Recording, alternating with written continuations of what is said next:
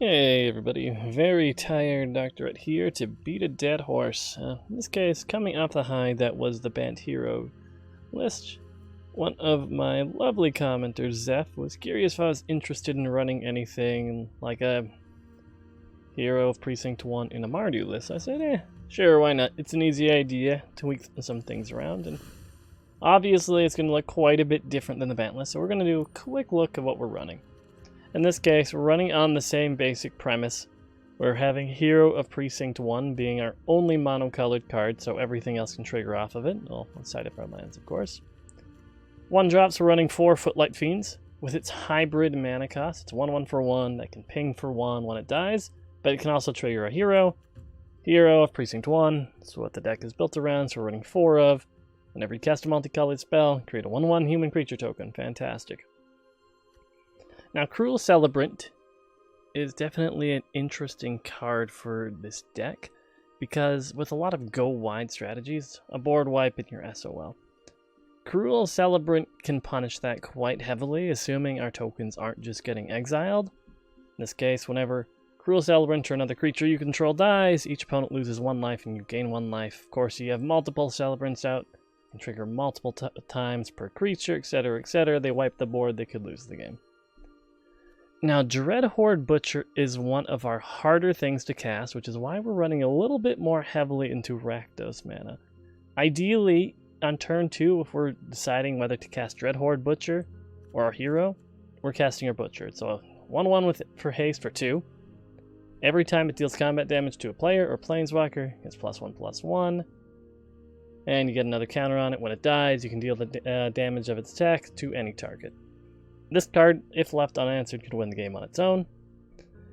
Fireblade Artist is a sack outlet for our Cruel Celebrant or anything else that gives us a bonus off creature death.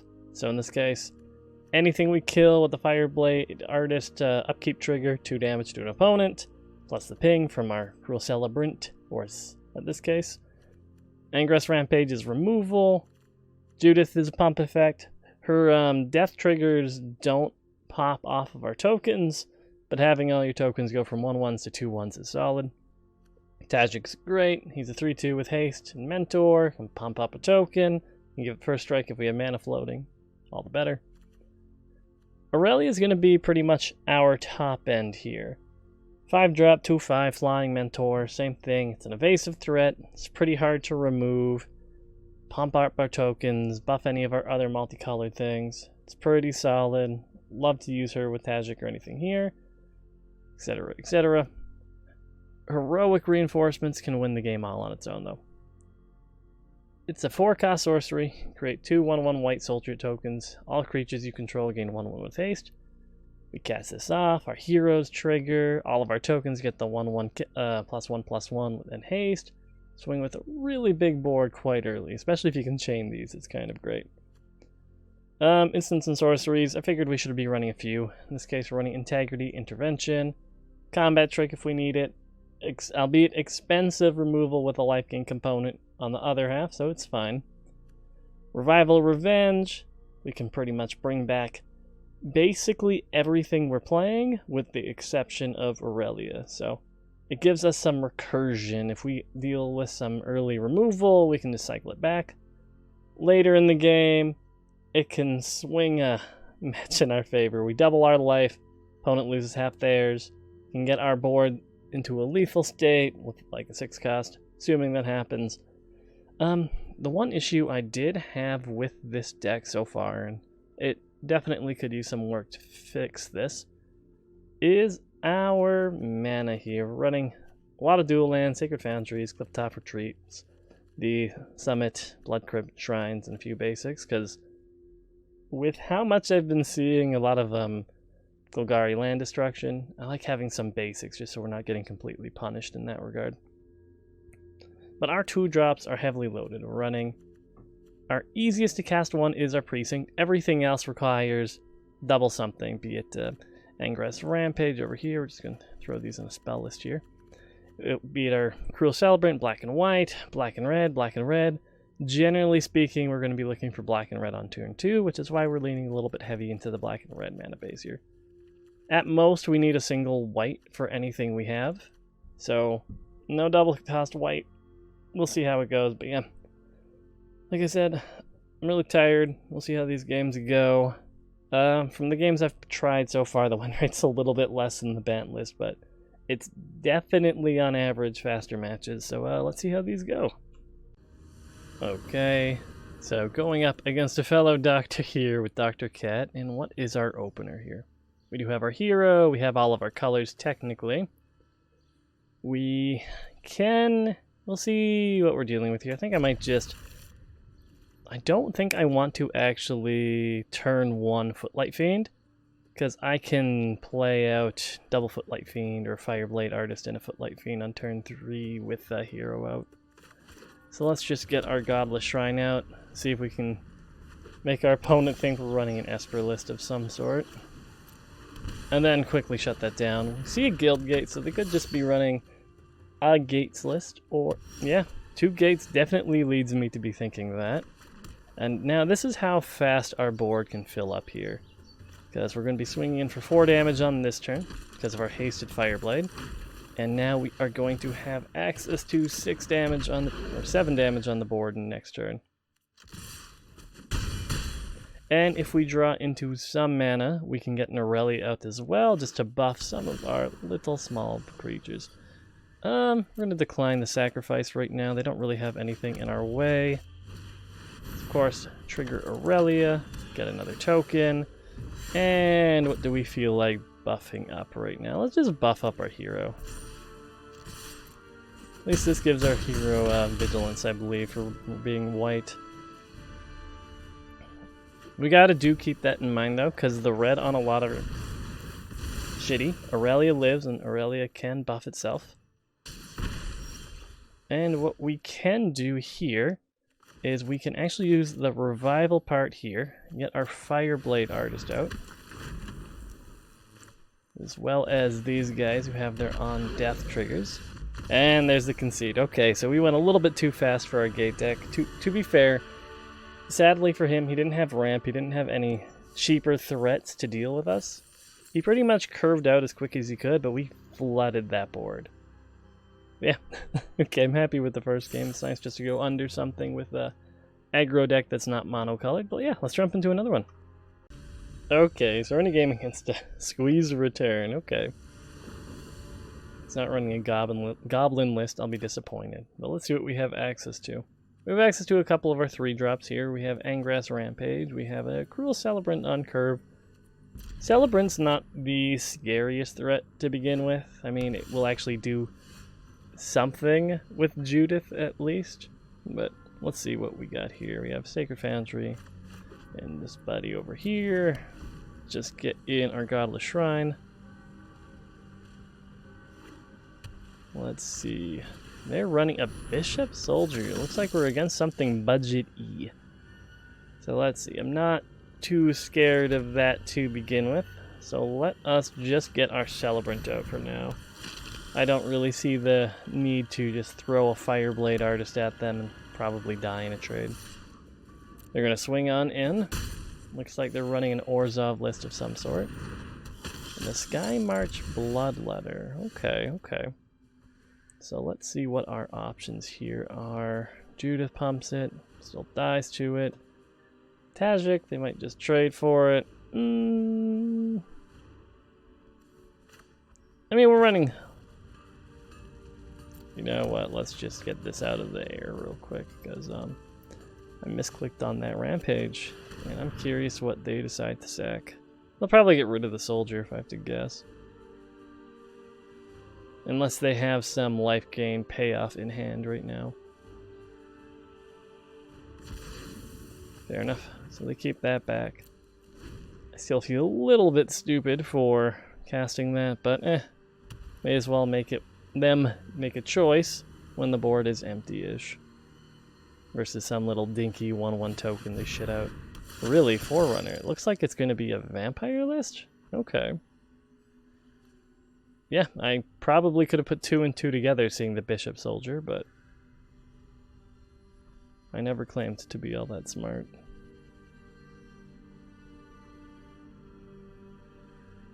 not overly attached to our Fireblade artist, so I think I Sacred Foundry, Fireblade artist, swing in. He'll probably trade for it next turn. Following that, I can Tajik and hold mana open.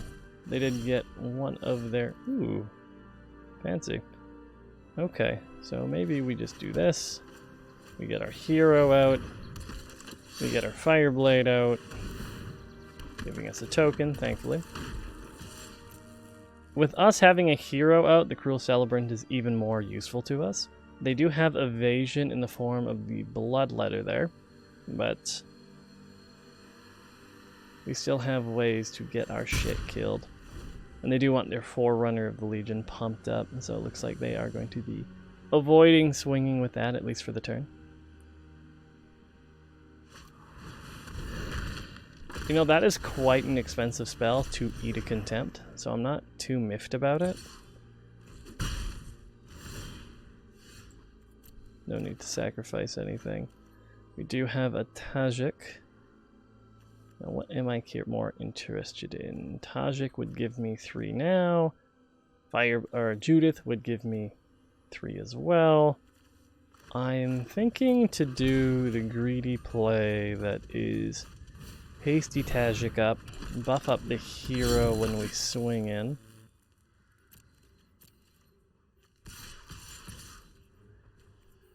Don't want him to get the value of actually dealing with one of our boys here.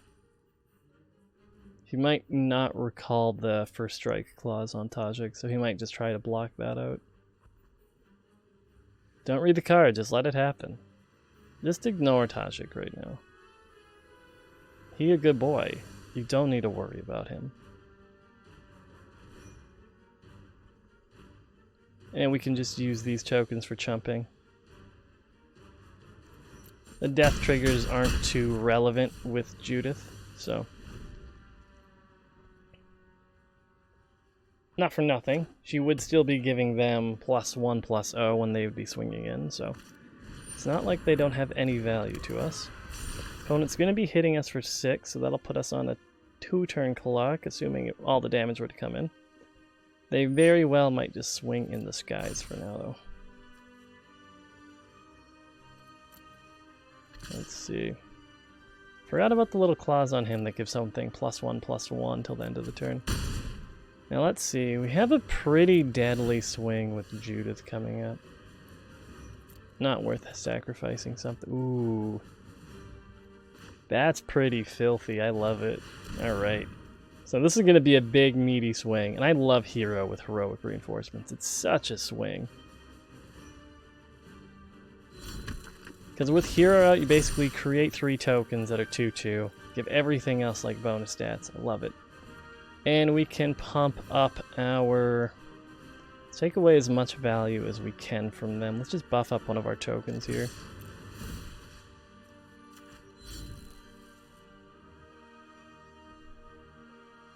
Don't think this is going to give us quite lethal, but yeah, you know what they say, math is for blockers. They do have a murder for Tajik though, which I think makes this a little bit harder for us to come out ahead here. Because we have 4, 7, 8, 9, 10, 11, 12, 13, 14, 15, 16, 18 damage on the board. That brings it down to 15 damage on the board, which would be lethal, assuming I can count. So now they're realizing they have to block another creature here. Thank you, Legion Lieutenant. Glad to see you going. And then next turn, if we hit a land drop, we can actually Judith and Tajik. And opponent is down to 2 HP, 1 creature on the board. I think we have this one in the bag. Let's see. Twilight Prophet is pretty scary. It doesn't win them the game, and there's the scoop. Awesome, okay. Glad to see the deck is performing pretty well. I mean, not gonna lie, we got pretty lucky with that Heroic Reinforcement draw. See, High Alert, you know what? A Defender deck is something I haven't tinkered with, but I don't think I have... I think I might have 1 Arcades, so I don't see that happening anytime soon, especially with 0 Mythic Rare Wild cards. Okay, cool. But yeah, let's jump into another one, see how it goes. Okay, another one. Is Dr. Kenneth the same guy we fought earlier? I honestly don't remember. It's not too frequently I see the name Doctor and just like jump out of my pants for it. Oh, I am really hoping that we get Shockland or something out of this one, because this is a little bit slow, but we can curve out pretty well. Not exactly what I want to see. If we can get an untapped red source, that would be amazing here. Not quite. Just to actually give us... Yeah, I think this is the same guy. He had a very similar opening. He's running gate, so it's guild gate, guild gate. We're going to say hello. Dude was pretty chill last time we played a game with him, so, you know, we're good. Hey, how's it going, bud? Downside, this gate breaker ram on curve isn't good for us, especially with us playing very slowly. Didn't get a single butcher hit. Okay, Banefire's gone. No blockers. Let's see what we hit. Looks like we're probably going to... I'm scared of shocking anything in, because I feel like it could just get played right into a Gates Ablaze. Which is a bit of a bummer, but to resolve the hero, let's see how this goes for us. I have a bad feeling, a pretty bad feeling that we're not going to win this one unless we draw into an Angrath's Rampage to deal with that ram. That big ram. Okay. So let's see. Right now, I feel like we do need to kind of flood the board with creatures. So, as they are, these guys are going to be pretty shit. This is not the situation we want to be seeing our butchers in. The one thing that they did do for us, though, is give us the board to deal with the Gatebreaker Ram, assuming they don't just board wipe us. We are probably going to have to be inefficient with our removal, which isn't great. So we can think of each butcher as doing 2 damage, so we have 4 there. And then we have 6. Can't do shit against the Crassus here. And we just gotta hope they don't have anything to buff the ram up.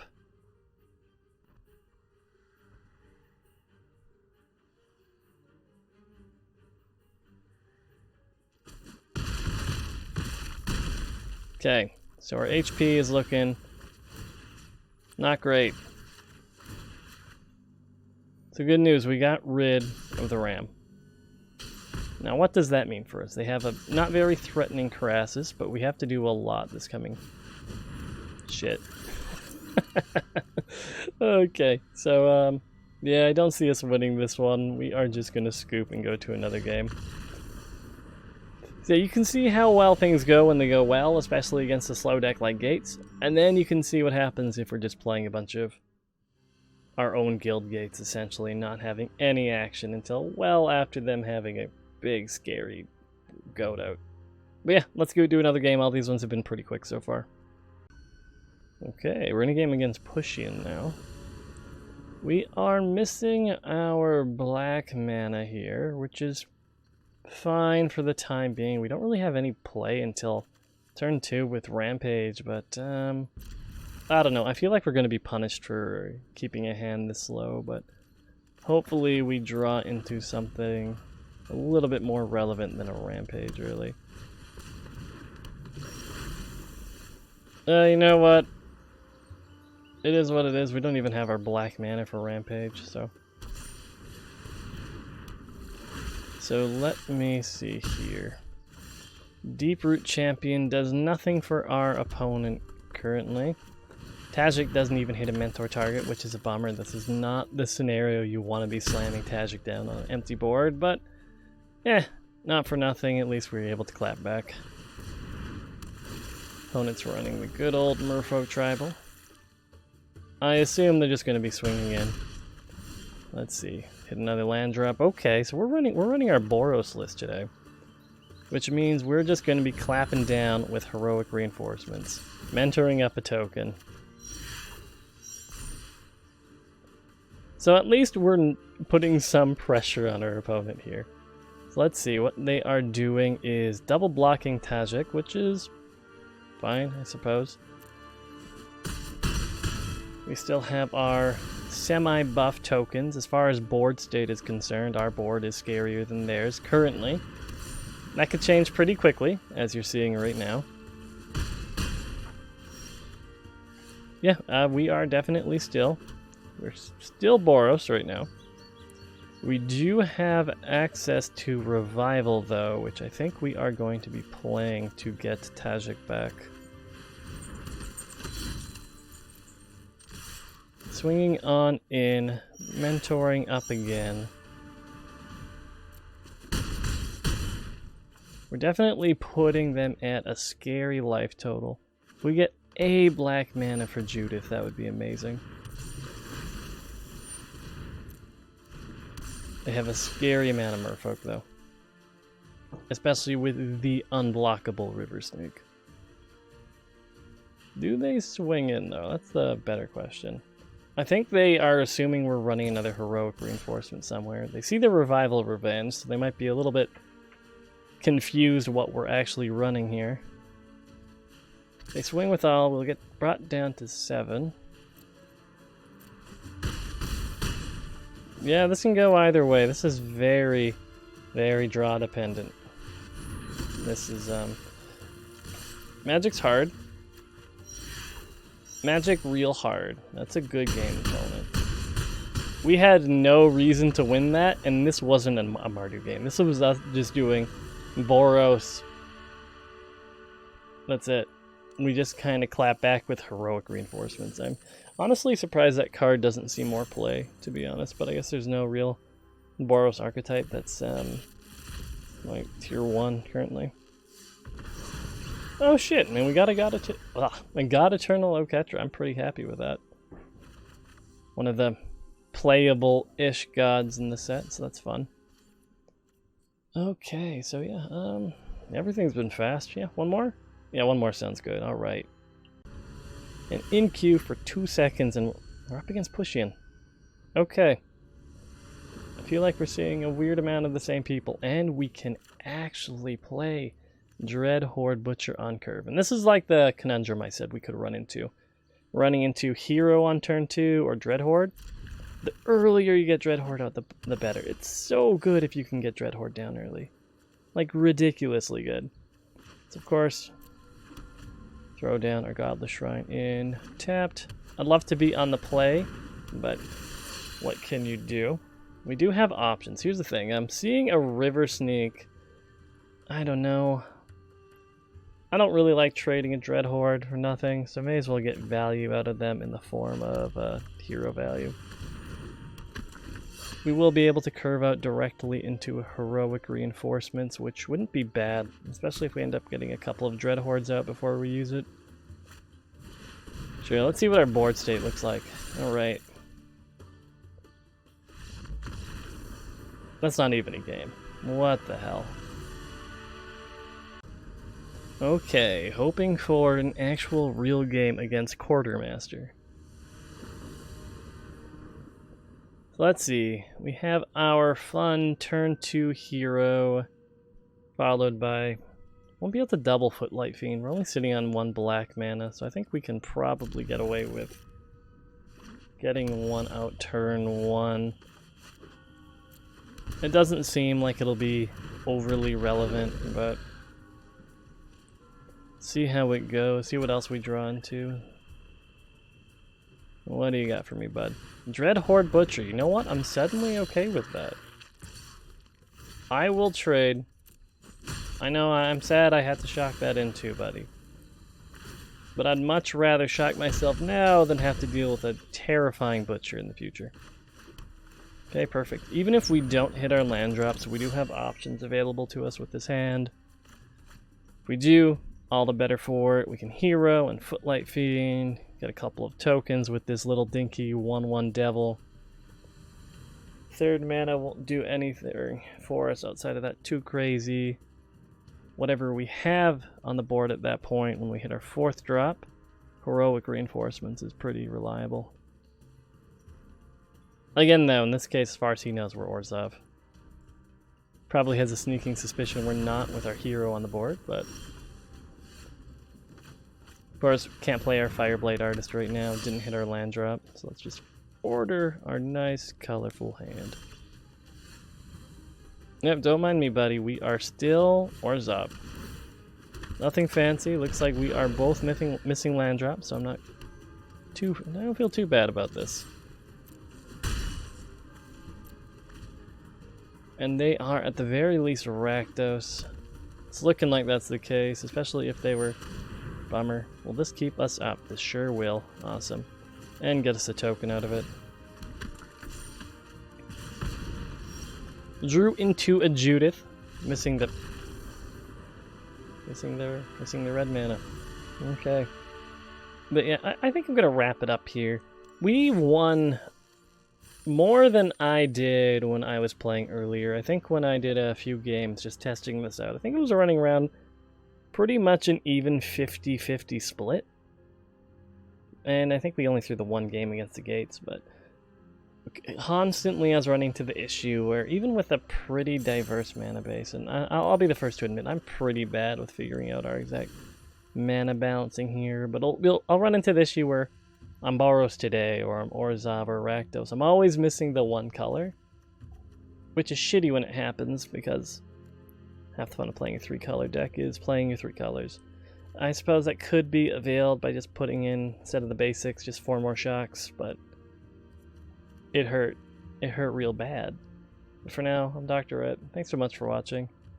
Yeah, feel free to leave a comment, though. I love seeing people's suggestion. I mean, the whole reason I did the Bant Hero list is because I was just kind of getting bored of seeing Esper Hero everywhere, and I'm like, why couldn't we just slot in Hero of Precinct 1 into other archetypes? In this case, something a little bit more lower to the ground, go wide, versus whatever the fuck that Bant list was, but it was fun. But yeah, Dr. Rhett, thanks for watching. Catch you next time. Bye for now, everybody.